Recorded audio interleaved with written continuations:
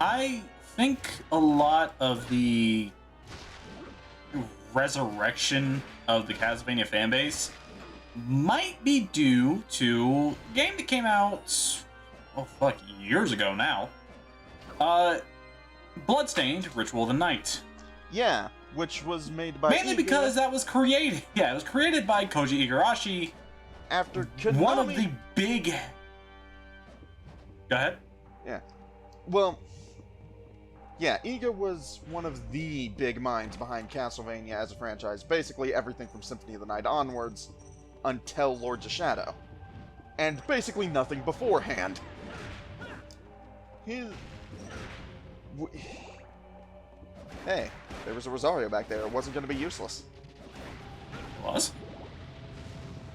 Oh shit. But you rendered it useless. You damn right I did. So yeah.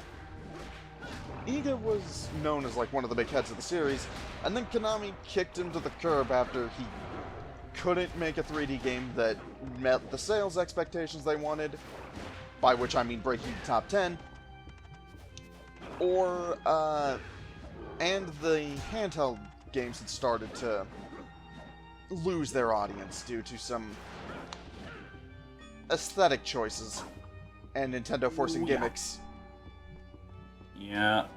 Yeah. I don't want to bog this down too much with just me rambling about the series history, so we'll save that conversation for when we inevitably cover the DS games. You can go ahead. It's gonna take me a while to get through this. Okay, fair enough. Fundamentally, what happened with Iga's fall from grace was a combination. Oh, he was pushed. Well, yes. But he had actually lost. Iga nowadays is held up as like a brilliant game designer. That was not the case when he got kicked from the series. No. He made a couple of unfortunate comments that made it sound like he basically didn't believe that female characters could be heroes in action games. Oops. I'm not, to this day, no one's sure if that was a mistranslation or if he changed his mind at some point, or if it was just like a flub of wording. All three are likely. But he'd also made a couple of rough decisions. Lament of Innocence was well regarded, but it was considered a bit too simple in some cases. So the next PlayStation 2 game was Curse of Darkness. Which is very involved. Which is very involved, but is noted to have environment design that exists. And a story There's a that few just areas gets... I could... Go ahead. There's a few areas I can attribute to the it exists. Yeah. And a story that can... It's weird. It's a revenge plot. That's all it is. Yeah. But the voice acting was peculiar for a lot of the characters, and some of the decisions they went with were odd. Yeah. That being said, Crispin Freeman, the voice of Hector in that, Damn good absolutely voice actor. sells it. Like, it's still a good game, it's just some odd decisions were made. Yeah. And then came... Especially Trevor's voice actor. Yeah. Isaac's entire performance. Oh, Isaac is just having fun. I can't... Isaac's entire character design, for that matter. Yep. Yeah, for those people familiar with Hector and Isaac from the animated series, Hector looks about the same. Isaac? Oh, fuck Hector no. kinda looks about the same. In the animated series, he's, you know, in the animated series, he's pretty skinny. In the game, he's built like a brick shithouse. Not really. He's not skinny, anyways. He's built at least like Leon is. Probably a little bit bigger. Leon's kind of twinkish, too. Yeah. And then, but the big difference is Isaac. Yeah, that... Who is completely unfucking recognizable. Yeah. You want to throw that up on the screen there, Future Me? Alright, now the Thanks, future buddy. now the future just told you to fuck off. Yeah, pretty much. Boy, Fleeman! Who are significantly less annoying in this than they are in many of the other games in the series. Not to say they're not unannoying, but you know. got your basic attack is an AoE. One of them. But, anyways, yeah, then there was especially the DS entries of the Metroidvania series. Aria of Sorrow was well received. If you're talking DS, it's Dawn. No, I know what I'm talking about. Aria of Sorrow, the last GBA Metroidvania, was really well received. So they decided to, for the first time since the NES, do a direct sequel with Castlevania Dawn of Sorrow on the DS. So, up until this point, the Castlevania series had been, from Symphony of the Night onward, had had its art done by, I cannot remember her fucking name. Holy shit. Well, I got time to look it up. Ayami Kojima, who does Yes. gorgeous gothic artwork. It's genuinely incredible. Oh, Future yeah. Donovan, throw some up there for us. And then tell me to fuck off. One of the two. No, trust me, future me is gonna have fun with that. I absolutely adore the sheer heavy gothic art style Yeah, from Kojima, her. It is absolutely stunning. Yeah. But apparently when it came time to make Dawn of Sorrow, she was actually busy with a different project. I can believe it. So, Konami decided that instead of waiting for the artist that helped make this series, this franchise's fucking identity, they went with someone else and gave Dawn of Sorrow this really not very good anime-esque style artwork. Like, the sprite work wasn't bad, but all of the character art looked kinda really off. Some of the characters did look better, like had more detail. Some of them, Basically- they looked worse. Yeah. Julius, I'm sorry, buddy. Yeah. And then on top of that, Dawn of Sorrow also got saddled with a really just awful touchscreen gimmick. Mm-hmm. Genuinely one of the most annoying features the series has ever had. Where basically anytime you beat a boss or want to go into a boss door, you have to do this little touchscreen minigame that... boy, does it suck! Yeah.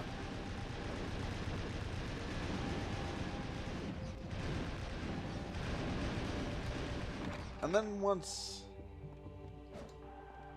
then on top of all that...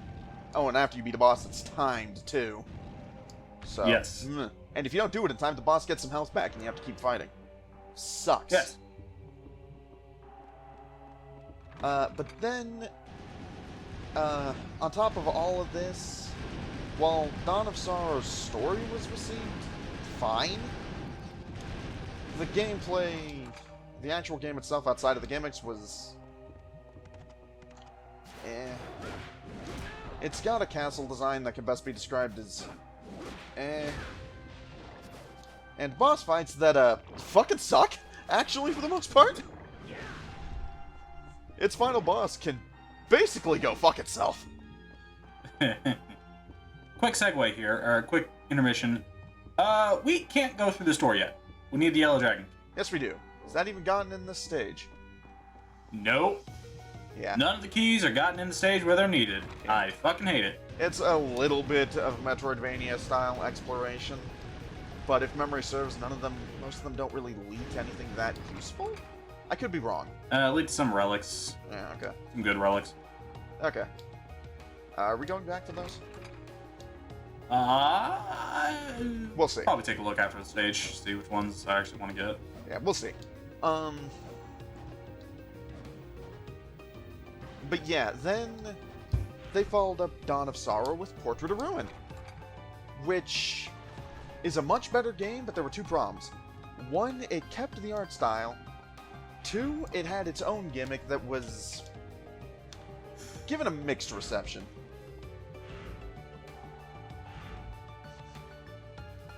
I honestly think that the character swapping gimmick it has is pretty good, but not everyone would agree with me. And then on top of that, instead of exploring a single castle, which a lot of people really liked about the games, you went into smaller sub-areas, and the actual castle itself was pretty small.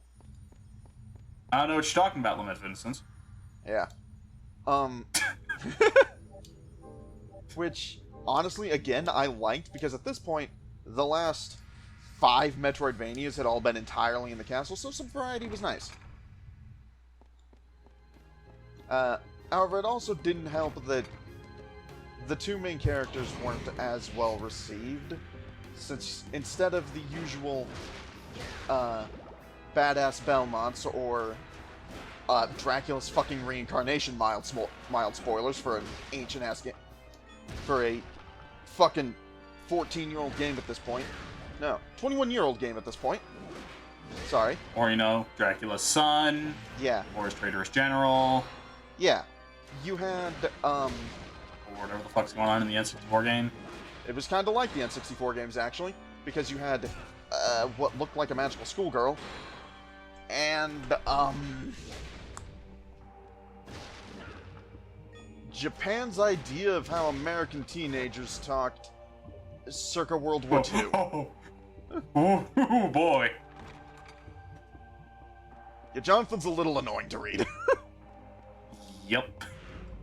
He is...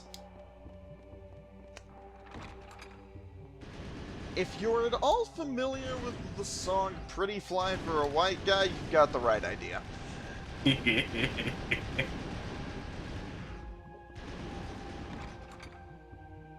Making matters somewhat more awkward, it kept the anime art style, which worked a bit better here because the characters were designed for it from the beginning. But there was also a big feeling that the plot of Portrait of Ruin, which was could missed a pretty big opportunity by being set in World War II with vampires, and at no point do you fight a single Nazi vampire. Yeah, to be fair, we don't know what the fuck was going on with Bronner. We don't know what his political affiliations were. He was just absolutely insane and loved painting. Yeah, but still... Future Me, stop! Okay. I know what Future Me did. Probably nothing. No, knowing what I just said, Future Me was just like, oh, I know something stupid I could do that'll really piss off past me. Okay. I just brought up that that one of the antagonists of the game was an insane painter. Okay, we'll get there. Interested in the arcane.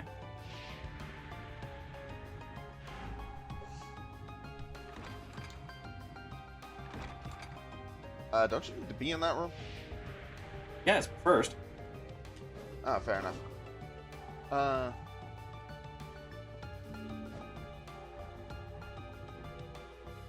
So yeah, Portrait of Ruin didn't sell that well.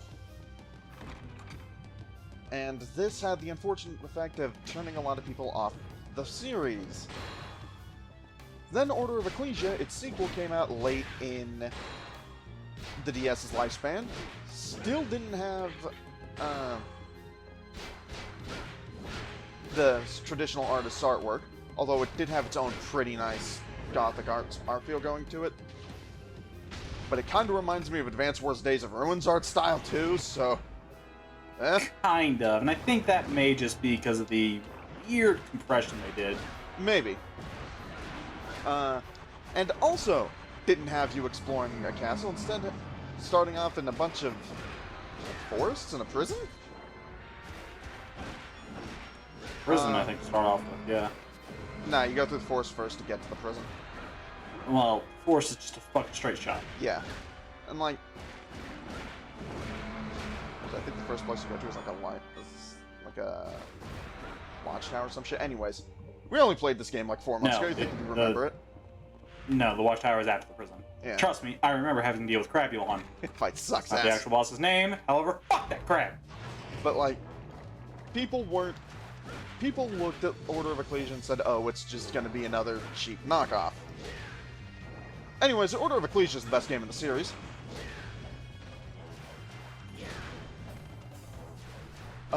But it didn't sell very well.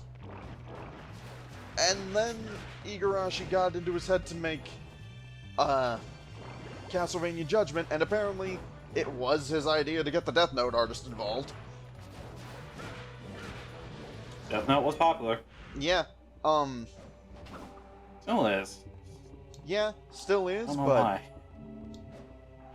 if your reaction to a Castlevania fighting game on the Wii with the Death Note artist doing the artwork is, what the fuck? Don't worry, that was everybody else's reaction too.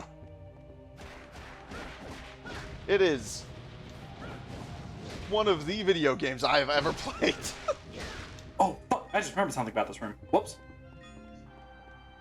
There was actually a secret in this room that I didn't know about it until watching a randomizer. Okay. Just don't know if I can still do it. I don't know how to... No, motherfucker. Damn it! Okay. It's a really dumb trick. Okay, fair. Are you trying to do 10-pin bowling? You're goddamn right. Amazing. Because...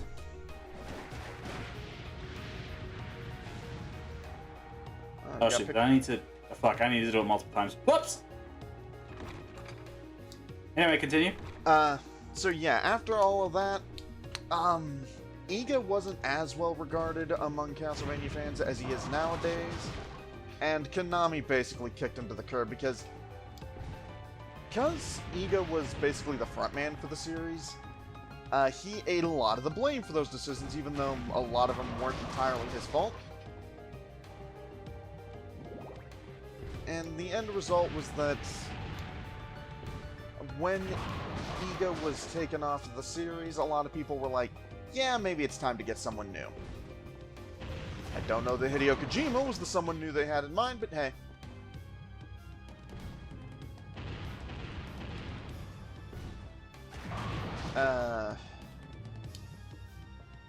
There it is. You got a cup? Ramen. Hey!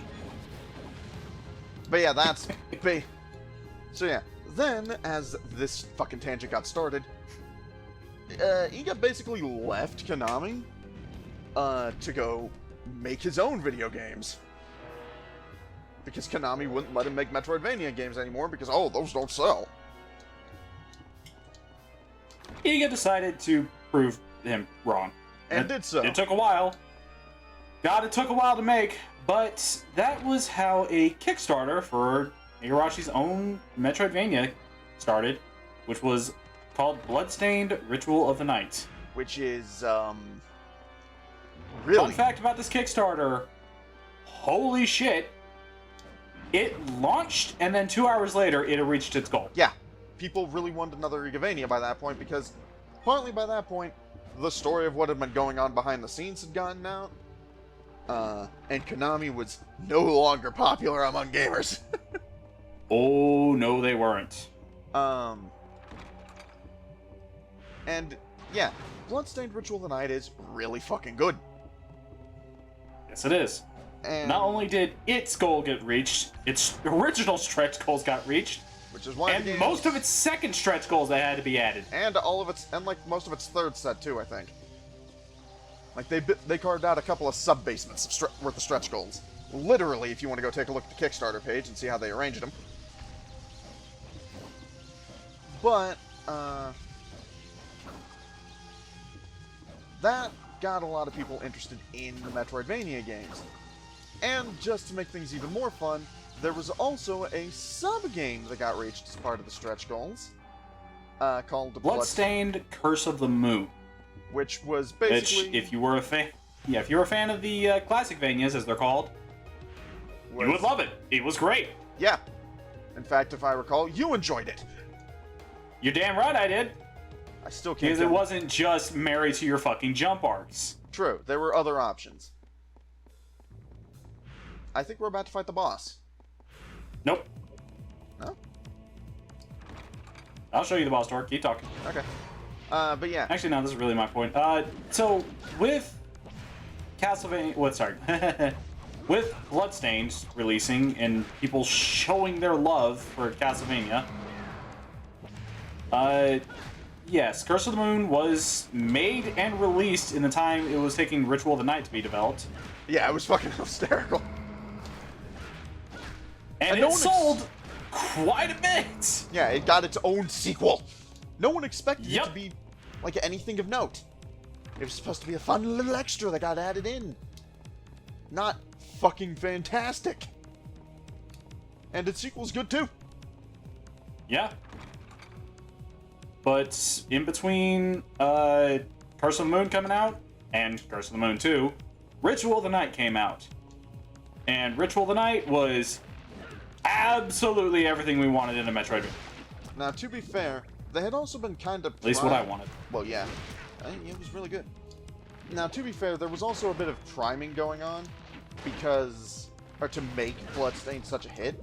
Because roughly around the same time is also when we got Dead Cells and Hollow Knight. Two other really good Metroidvania games. To be fair, there was a lot of Metroidvanias coming out. Yeah. People wanted Metroidvanias. White Tiger Key. And we'll be able to actually... well, at least get that relic for free. But yeah, that was my brain giving out. And as far as we can tell, that's basically why Konami started releasing all these Metroidvania, or all these Castlevania DLCs and the compilations, and the animated series, and putting Castlevania and Smash Brothers Ultimate, which was... no one believed that rumor. Literally, fucking no one. You know. But, yeah, after that, basically, as far as we can tell, Konami decided, hey, we really want some of that Castlevania money that people are wanting to give out, but we also don't want to make a new game. Which is how... that isn't a pachinko game. Yeah. Which is how, despite the popularity of the animated series, how well all these DLCs are selling, how well the compilations are selling, the closest thing we've gotten to a new game is the remake of fucking Vampire Killer. Oh no, Haunted Castle. Sorry, Vampire Killer was a different remake of the first game. Which is how we got a remake of Haunted Castle in the Dominus Collection. Which, here's the thing. If you go into the Dominus Collection and you want to try them out, you'll see the original Haunted Castle and the remake. The original Haunted Castle sucks ass. Don't play it. I did. Yeah. I beat it. It was not a good time until I realized I could cheese the fuck out of that game. And even then, it still wasn't that good. But, the remake? That's some good shit right there. Damn cool final boss. Like, even you got to admit that one. Yeah. That is an interesting Dracula design.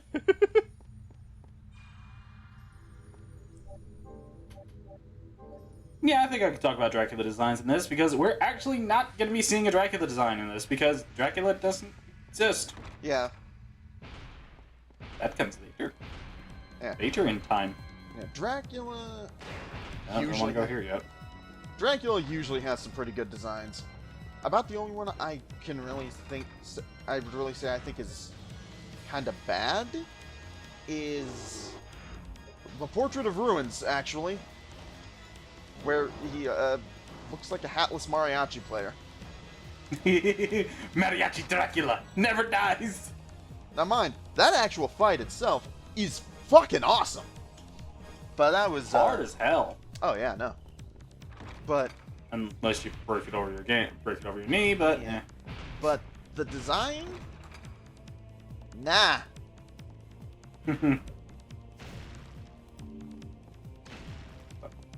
Now you might be wondering, will Donovan ever use a sub-weapon? Maybe. They're not really necessary in this game.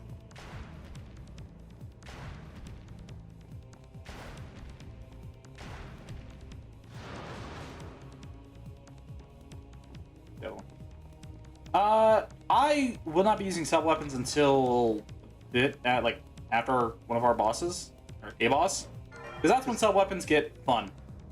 Because right now it's just knife. Yeah, that's a more accurate statement would be that's when sub-weapons start getting decent. Yeah.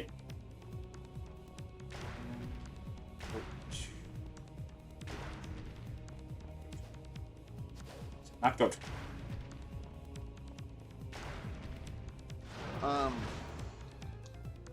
Anyways, I didn't actually expect to spend most of this first episode covering the history and reception of this franchise, but that's apparently what I have done. I mean, it works. Unfortunately, with Lament of Innocence, its first stage doesn't really have much going for it. Yeah. It's fine. It's serviceable. But that's exactly what it is. It's serviceable. Now mind... There are some interesting enemies. Astral Fighters are aggravating. Later stages are a lot better. How long have you been going? Almost Quite an a hour. bit. Also, yeah, we're probably looking at breaking these up into episodes in post, or just doing extra long episodes. I don't... In post. Yeah. Okay. So yeah, our original bet was that this series would probably only take about 8 episodes. That might still be the case, because we did have all the intro stuff to do, which added on to the length of this episode, but we'll see. It'll be interesting to find out. Yeah.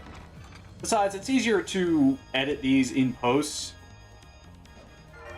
Wait. Ah, yes, we got our first piece of equipment. Oh, right. Which, by the way, you cannot equip in the main menu. I don't know why. This game does some weird stupid. shit. Although I suppose the House of Sacred Remains not being all that interesting might be part of the reason this game didn't do so hot. Because there's... I thought you were going to bring up the fact that you could never remember its name for the longest fucking time. I really couldn't. Which, that might be another reason.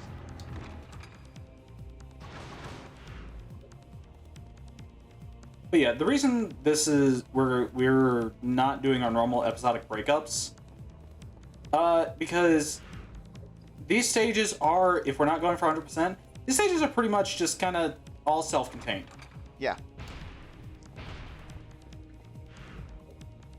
So, and I think with that, oh no, wait, we can. I don't know.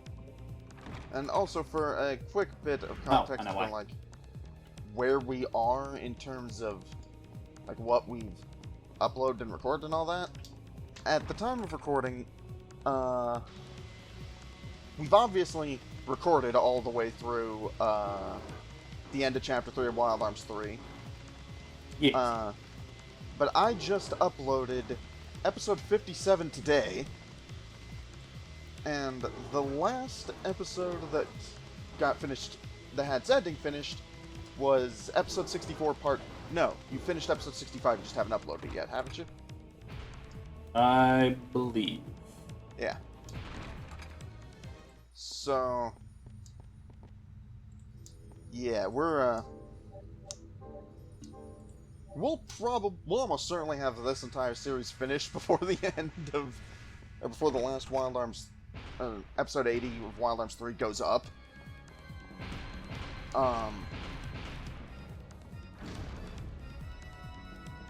Why am I talking Oh yeah, I about forgot to this? say it. That was a boss door. Oh yeah, welcome to the first boss. Its eyeballs in the floor. This is the undead parasite. The closest damn thing you're gonna get to Legion here. Yeah. Oh yeah, that's what I was gonna say. The House of Sacred Remains being kinda is probably another reason why this game didn't do so hot. There's a lot of players, let's be real here, who would have gone through the tutorial already kinda irritated with how that is, and then gone into the House of Sacred Remains and been like, this sucks, I'm not gonna play any more of this. Returned to the game and then told their friends not to buy it. Yeah. And yeah, unfortunately, as good as this game is, it's got a slow start. Yeah. Especially since its genre contemporaries were things like Devil May Cry 1 and the first God of War, which had Oh yeah. much more in-your-face, ready-to-go openings. Also, I've never been entirely sure whether or not we're inside this creature. Yeah, I think we are. Also, you can tell we have so much to say about this first boss. Well, because we can't really start damaging the first boss until now. True. What is this thing's name? Oh yeah, the undead parasite. Undead Parasite. Did you already name it? I don't remember. Yep. Okay.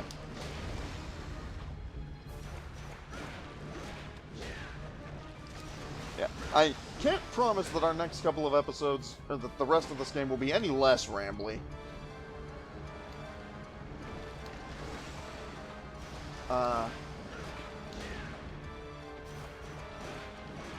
They probably will be. We will have more to talk about in later stages, especially in, like, the last 3.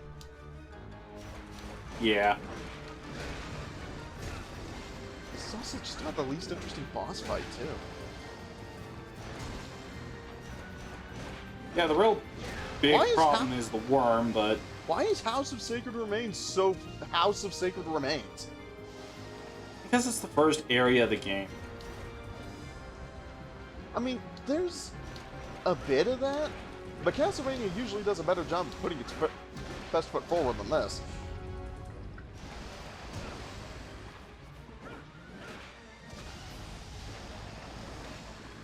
I mean, even Castlevania 64 starts you off fighting skeletons on motorcycles. This is true. But with that, the undead Like parasite the explodes. 1800s. Yes, it does. And it's a decent explosion, I'll give it that.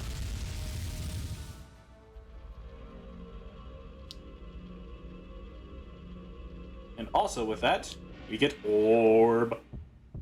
Alright. Oh shit, did we remember to bring an oak stake? Shit. We'll just take it with us.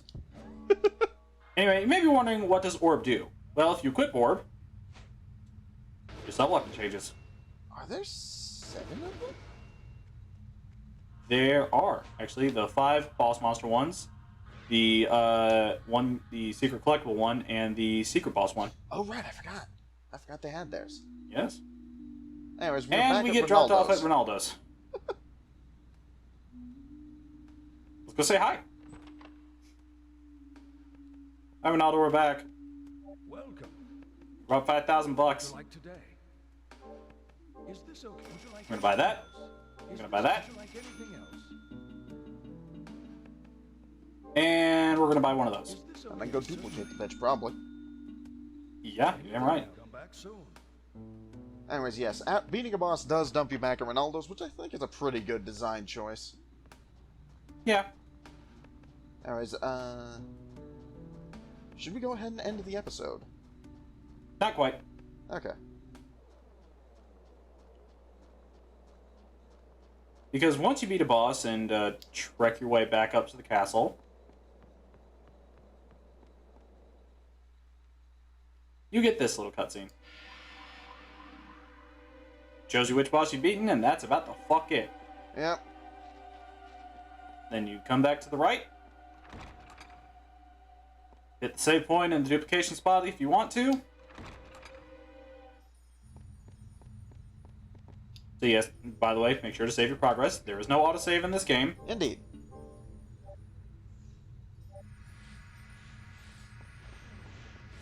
Be fucking weird if there was. Autosave basically wasn't a feature in that at this point in time. Yep. And with that, if you go up to the pedestal, it'll show you cleared. Why is the cleared font so different? I don't fucking know. That's just one of the weird designs. Yeah? But yeah, that is the first level of Castlevania Lament of Innocence. And the tutorial. And And the the long tutorial. opening cutscene. The intro cutscene. Next time, we'll be taking on one of the other levels, and maybe having more to talk about the story of the game and the stage itself. Yeah, rather than just... Really, this is just kind of a easier Let's Play to... A, I wanted to redo this in much better quality. Yeah, our And original B, quality was fucking God, terrible. we needed a break. Yeah, much... Look, we love Wild Arms, but we did want to take a quick break between 2 and 3, or between chapters 3 and 4. And we didn't quite want to go back to Battle Network yet. No, I need an easier editing job. Yeah. So, that being said, thank you all so much for watching, and if you enjoy the series and do want to see more Castlevania, please let me know, because I'll go through the fucking games. I love them. Yeah. We're kind of already planning to do all of them at some point or another anyways. Just, if this is something you really want to see more of, we can move them up the list. Yeah, we can bump them up in the priority order. Yeah. Anyway, this has been the Caffeine Dragon, the man behind the controls, and the man behind the whip. Indeed, and this has been Basilisk. The voice in his head that rambles on for an hour straight. Thank you all so much for watching. Indeed. You have to start the next part of the outro. No, that part is always your bit. This has been Basilisk. You're the one who says thank you and good night. Oh wait, I already did. We already did covered that part. Fuck. Thank you and good night, folks. Take care. Ugh.